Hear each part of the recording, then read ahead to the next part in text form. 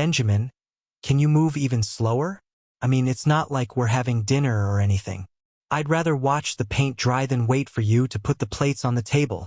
As his mother-in-law said this, Benjamin looked at the clock on the wall. It was 1900 hours. "Mom, we've got a whole hour before Diane gets back. I promise dinner will be good to go by then," Benjamin replied. Frank reacted, "Linda, my dear wife, where exactly did you find this completely worthless son-in-law? We just asked for a simple dinner." And he managed to turn it into a never-ending ordeal that lasted for over an hour. Linda responded to her husband in annoyance. "Why are you throwing that question my way? Diane is the one who married this guy. You should be grilling her." Benjamin continued cooking, not feeling the need to listen to all the ramblings. For 5 years, he had been trained to face this every day. He was already used to it. Not long after, the door opened, and Diane walked in with a tired face. However, unlike the usual days, Diane came in with a man of tall stature. Despite feeling confused, Benjamin tried to brush off the man. He turned to his wife, gave her a smile, and warmly greeted her. "Hi, honey. You came home earlier than usual. Is there something going on? And who's this guy you brought with you?" Without further ado, Diane walked quickly to him and placed a piece of paper on the table. "Please sign our divorce papers," Diane said coldly. "Tonight, when we should be celebrating our 5th wedding anniversary, I think it's the right time for me to feel that I've paid my all of debts to your father. We should divorce now." Benjamin gazed at Diane's expressionless face, his own reflecting a mix of regret, disbelief, and confusion. He asked, "My dear wife, have I done something wrong that you can't forgive?" Diane shook her head and replied, "You have done nothing wrong. Then why are you divorcing me?" Diane explained firmly, "Look, I married you because Mr. Frost saved my life in a robbery. I promised to make your life better. But after 5 years, I figure my debt's settled." Diane pulled a thick envelope from her bag and continued, "Sign the divorce papers, and you'll find $10 million in this envelope." Benjamin stood his ground, unyielding. "So, does that mean you never loved me?" Diane chuckled. "I hold a high position as a director in the Louis Group, while you're just a street beggar I happen to meet. We're from different worlds. How could you expect me to love someone like you?" Getting that answer, Benjamin could only smile and replied, "I will sign the papers, but I will not accept any money from you." He took the pen that he used to write household matters and then signed the divorce papers quickly. Diane was a bit surprised. She expected Benjamin to break down and plead with her, maybe even try to stop the divorce. But the opposite occurred. She never expected that Benjamin would feel so light to sign their divorce papers. In her mind, she was thinking, I wonder if Benjamin's got some other scheme up his sleeve for this divorce? However, Diane didn't want to delve deeper. As long as Benjamin signed those divorce papers, whatever he had in his mind next, everything would still be fine for her. Diane carefully verified the accuracy of Benjamin's signature before putting the document into a folder neatly. "Diane, may I ask you something?" Before Diane could answer, Linda had already snapped at Benjamin. "How embarrassing! Have you completely run out of what's left of your pride? Our daughter divorced you ages ago, so the least you can do is pack up and leave our house right now." Diane, however, had other thoughts. She nodded and said, "Your attitude is utterly repulsive, but I'll throw you a bone. Before you grab your stuff and scram, I'll give you a chance." Benjamin immediately asked, "Have you found someone else?" Diane did not answer right away, but in the end, she nodded.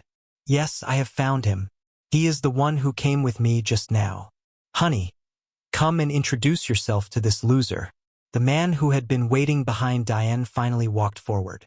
All of a sudden, he grabbed the girl's waist and hugged her very tightly.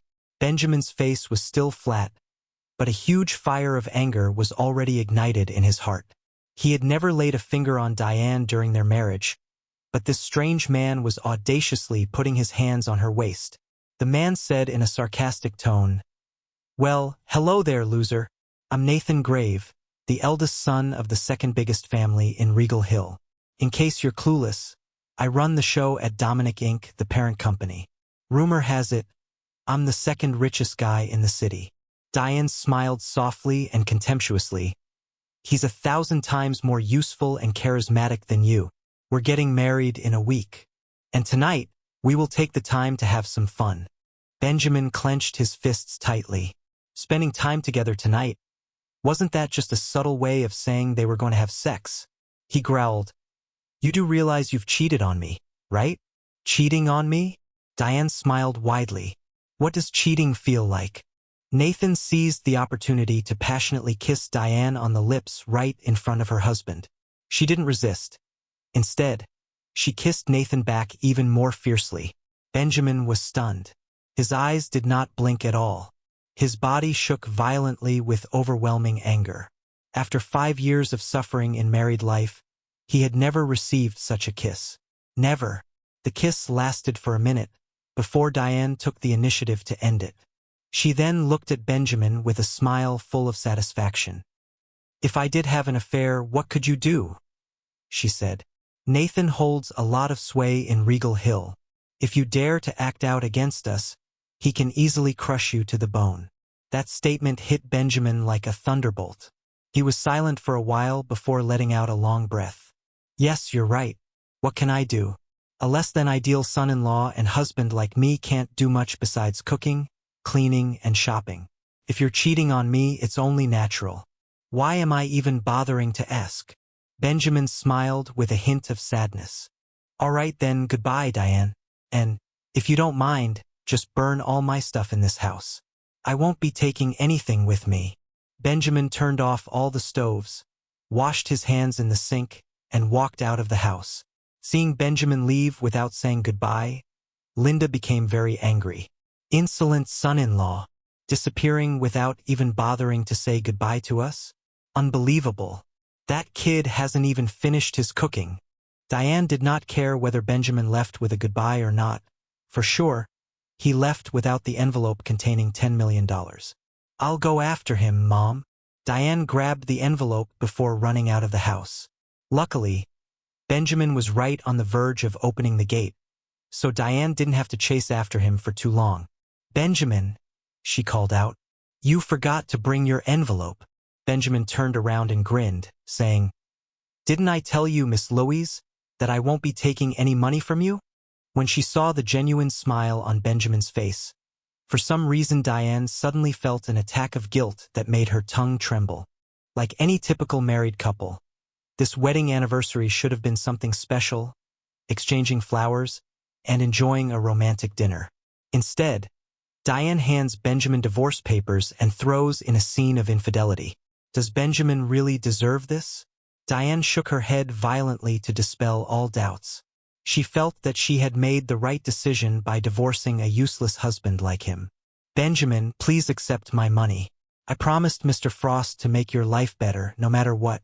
After we split up, at least you can buy a small house and not end up on the streets, Diane said in a softer tone. She had never spoken to him like that. You don't have to worry about me. I'm pretty sure my life is on the right track. That money would be more useful to you. I mean, you're getting married soon, aren't you? A grand celebration requires a decent budget too. That being said, Benjamin turned around and walked away. He let his body be swallowed by the darkness, disappearing from Diane's sight. Meanwhile, Diane felt too weak to stand any longer. She leaned against the wall and grabbed her own hair. Why? Why does it feel like I've lost something so precious? After walking for a while, Benjamin stopped and sat on a park bench. Staring at the dimly lit lamp in front of him, Benjamin muttered, It's time for me to inherit the family heirloom ring along with all your enemies. Dad, I can't keep running and hiding, letting your grudges fester. Now, Benjamin promises not to disappoint you. Benjamin then looked at the gold ring on his ring finger. The ring was the only relic left by his father in his escape from the pursuit of the bloodthirsty underground mafia. Benjamin then took a razor blade from his pocket. I won't stop until all your enemies fall, Father. Take my oath. While saying so, Benjamin sliced his ring finger without any hesitation. As blood flowed through the heirloom ring, it seemed to glow faintly. Benjamin felt a rush of energy coursing through his body. a surge of power unlike anything he'd ever experienced. He took a deep breath and whispered, "This is just the beginning." As he sat there, the ring continued to glow, and images flashed before his eyes. Memories of his father, battles fought, secrets kept, and enemies made. He felt a profound connection to his lineage, as if the spirits of his ancestors were guiding him. Suddenly, his phone rang, jolting him back to reality. It was a call from Joshua, the loyal old servant who had served his family for generations. "Master Benjamin, where are you?" Joshua's voice was filled with concern. "I've been looking for you. Your fathers will mention a hidden sanctuary where you can find everything you need to reclaim your rightful place." Benjamin stood up, feeling a newfound sense of purpose. "I'm at the park near the old house. I'll wait for you here." Within minutes, Joshua arrived in a black sedan, stepping out with the urgency of a man on a mission. "Master, we must go to the Frost family sanctuary. Your father prepared it for this day. The ring's power is awakening, and you need to harness it." Benjamin nodded, determination etched on his face. "Let's go, Joshua." They drove to the outskirts of the city, arriving at a secluded mansion surrounded by thick woods. The sanctuary was an imposing structure, fortified and ancient, yet brimming with an aura of power. Inside, the walls were lined with books on ancient martial arts, strategies, and secrets passed down through the Frost family. Joshua led Benjamin to a hidden chamber, revealing a large, ornate chest. "This is your inheritance, Master. Your father left you the tools and knowledge to conquer your enemies." Benjamin opened the chest, finding weapons, scrolls, and a detailed map marking the locations of his father's adversaries. He picked up a scroll titled "The Path to Vengeance," feeling the weight of his destiny. As he absorbed the contents, Joshua handed him a letter written by his father. "My son, I have given you the power and knowledge to defeat those who wronged our family. Use it wisely. Trust in Joshua, for he will guide you. Remember, your greatest strength lies not in your hands, but in your heart." Benjamin clenched his fists, feeling the power of the ring pulsating through him. "I will honor your legacy, father. Every enemy will pay for their betrayal." The next few days were spent training rigorously under Joshua's guidance. Benjamin honed his skills, mastering ancient techniques and blending them with modern combat strategies. The ring amplified his abilities, granting him unparalleled strength and agility. One evening, after an intense training session, Joshua approached him with news. "Master Benjamin, our spies have located the first target. It's Nathan Grave. He's planning a major business deal tomorrow night, and it's the perfect opportunity to strike." Benjamin's eyes burned with fierce determination. "Nathan was the one who humiliated me and stole my wife. He'll be the first to fall." The next night, under the cover of darkness, Benjamin infiltrated the lavish mansion where Nathan was hosting his business associates. He moved like a shadow, undetected and swift. Reaching the heart of the mansion, he found Nathan surrounded by security, confidently discussing his future plans. Benjamin stepped into the room, his presence immediately commanding attention. Nathan looked up, his smug expression faltering as he recognized Benjamin. "What are you doing here?" he spat, trying to mask his fear with bravado. Benjamin smiled coldly. "I'm here to settle the score, Nathan. For my father, for Diane, and for myself." With a flick of his wrist, Benjamin unleashed the power of the ring, immobilizing Nathan's guards. He moved swiftly, delivering precise strikes that incapacitated them within seconds. Nathan, now trembling, tried to flee, but Benjamin grabbed him by the collar, lifting him off the ground effortlessly. "Remember this moment, Nathan. It's the beginning of your end." Benjamin's voice was icy, filled with unyielding resolve.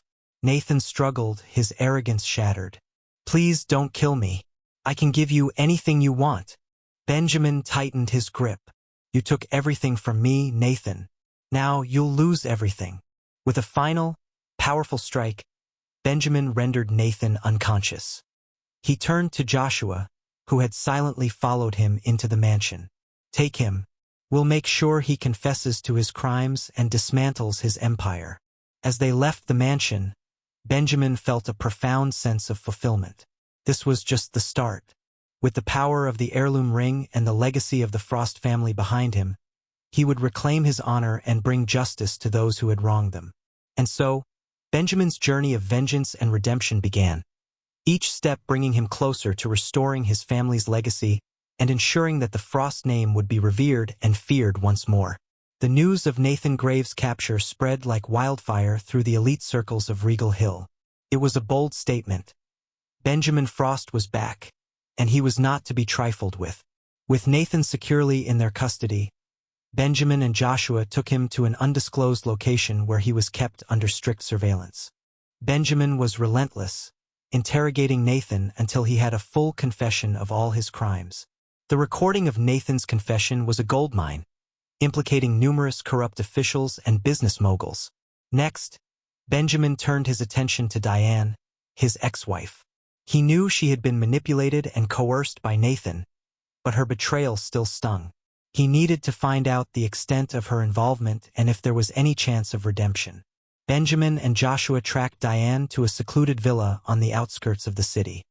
He approached with caution, unsure of what he might find. As he stepped inside, he was struck by the stark contrast between the opulence of the villa and the somber expression on Diane's face as she greeted him. "Ben," she said, her voice trembling, "I didn't think I'd ever see you again." "Diane," Benjamin replied, his tone cold but controlled. "We need to talk." They sat down in the lavish living room, and Benjamin laid out everything he knew about Nathan's manipulations and their impact on her. Diane listened, tears streaming down her face as she realized the depth of Nathan's deception. "I was a fool," she admitted, her voice cracking. "I let him turn me against you, and now I see the truth. Can you ever forgive me?" Benjamin sighed, his anger tempered by the sincerity of her remorse. "Forgiveness isn't easy, Diane, but if you truly want to make amends, you need to help me take down everyone involved in this conspiracy." Diane nodded, her resolve strengthening. "I'll do whatever it takes, Ben. I want to make things right." With Diane's insider knowledge, Benjamin and Joshua began dismantling the network of corruption piece by piece. They exposed shady business deals, illegal transactions, and blackmail schemes, bringing powerful figures to their knees. Each victory was a step closer to restoring the Frost family's honor. One evening, as Benjamin and Joshua were reviewing their progress, Joshua brought up the next target. Martin Voss, a notorious crime lord who had played a significant role in orchestrating the downfall of the Frost family. "Martin Voss is dangerous, Master Benjamin," Joshua warned. "He has connections and resources that rival even the most powerful families in Regal Hill." Benjamin nodded, his determination unwavering. "I'm not afraid, Joshua. We've come this far, and I won't back down now." The plan to take down Martin Voss was meticulous. Using the information Diane had provided, they identified key locations and associates. Benjamin decided to confront Voss head-on, knowing that a direct approach would catch him off guard. Under the cover of darkness, Benjamin and a team of trusted allies infiltrated Voss's heavily guarded estate. The air was tense with anticipation as they moved stealthily through the compound. They reached the main hall, where Martin Voss was hosting a lavish party for his associates. Benjamin burst into the hall, his presence commanding immediate attention. "Martin Voss, your reign of terror ends tonight." Voss looked up, a sinister smile spreading across his face. "Benjamin Frost, I've heard rumors about you. But do you really think you can take me down?" Benjamin's eyes burned with fierce determination. "I don't think, Voss. I know."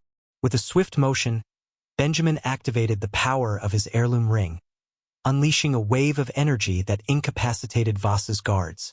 He moved through the room with precision, taking down anyone who dared to challenge him. Voss, realizing he was outmatched, tried to escape, but Benjamin was faster. He cornered the crime lord, his fists clenched in righteous fury. "Your empire of fear and corruption is over, Voss," Benjamin declared. "You'll pay for your crimes." Voss sneered, trying to maintain his bravado. "You may have won tonight, Frost, but you'll never be able to cleanse this city of its darkness. Benjamin's gaze was steely. Maybe not, but I'll die trying. With a final, powerful strike, Benjamin knocked Voss unconscious.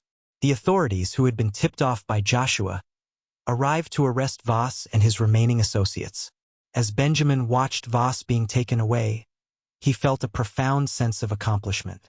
The journey was far from over, but he had taken a significant step towards reclaiming his family's honor and restoring justice to Regal Hill.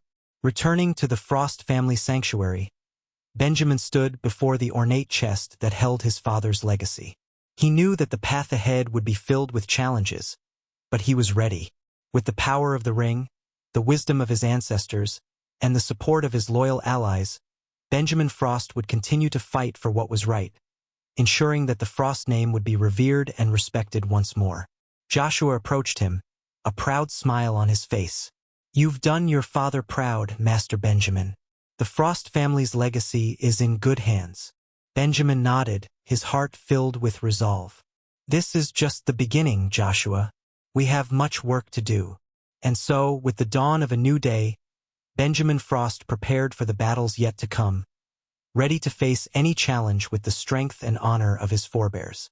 The legacy of the Frost family would endure, and justice would prevail.